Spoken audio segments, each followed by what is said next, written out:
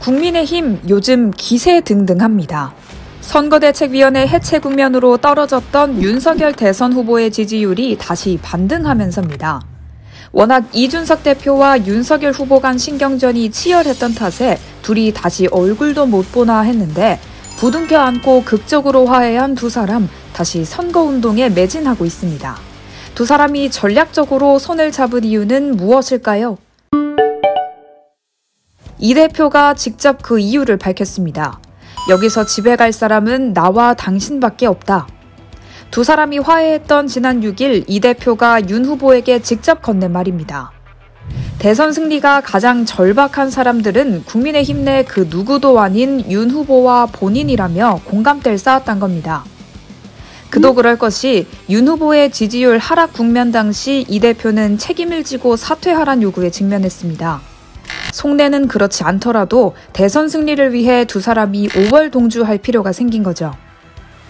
다시 손잡은 두 사람이 끌어당긴 건 20대 남자 이대남입니다. 이들은 화해한 직후인 7일부터 여성가족부 폐지, 병사 월급 200만 원, 게임 확률 아이템 정보 공개 등의 공약을 쏟아냈는데 모두 젠더 이슈에 예민하고 게임 산업에 관심이 많은 2030 남자를 겨냥한 정책입니다. 이런 전략 먹혀들었습니다. 실제 윤 후보가 이 공약을 내놓은 뒤에 시행된 여론조사를 보면 2030의 지지율이 껑충 뛰었습니다. 리얼미터가 YTN 의뢰로 지난 10에서 11일 1,011명을 대상으로 조사해 12일 발표한 자료를 보면 윤 후보의 20대 지지율은 41.3%였습니다. 직전 조사보다 무려 15.4%포인트 상승한 겁니다. 이 대표와 윤 후보가 이대남을 공략하기로 한 이유는 지난 4.7 서울시장 보궐선거를 보면 감이 잡힙니다. 당시 방송 3사 출구조사 기준으로 20대 남성의 무려 72.5%가 오세훈 국민의힘 후보를 뽑았는데요. 이대남들의 압도적 지지가 오 후보를 당선으로 이끌었다고 판단한 겁니다. 이번에도 같은 전략을 윤 후보에 적용하기로 한 셈인데 이 대표는 벌써 어게인 72.5를 선거 목표로 내세웠습니다. 다만 일각에선 이대남의 영향력이 부풀려졌다는 평가도 나옵니다.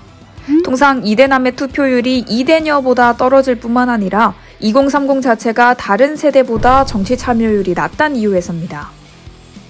중앙선거관리위원회 통계를 보면 지난 서울시장 보궐선거에서 2030의 투표율은 35% 선으로 전체 유권자 평균치보다 훨씬 낮았습니다. 또 2030 여성의 투표율이 남성보다 7에서 9%포인트 더 높았습니다. 이 때문에 윤 후보가 남성 지지율만 신경 쓰는 게 장기적으로 유리한 전략만은 아니란 해석도 나옵니다. 하지만 여성의 표심, 흘러갈 데가 없단 자조도 나옵니다. 국민의힘 대신 더불어민주당을 찍기엔 이재명 민주당 후보도 페미니즘 이슈에서 자유롭진 않기 때문입니다. 여배우 스캔들이나 형수 욕설, 조카의 데이트 살인 변호 전략까지 여성 입장에선 젠더 이슈에서만큼은 이 후보가 윤 후보보다 나아 보이지 않다는 거죠. 물론 이 후보는 2030 여성 유권자들에게 수차례 러브콜을 보내고 있으나 마음을 잡을 수 있을진 확실치 않습니다. 분명한 건 젠더 이슈가 대선판 전면에 등장했던 겁니다. 과연 이대남 전략이 여성을 소외시키는 패착이 될지 전 세대를 아우르는 필승 전략이 될지 정치권에 관심이 쏠리고 있습니다.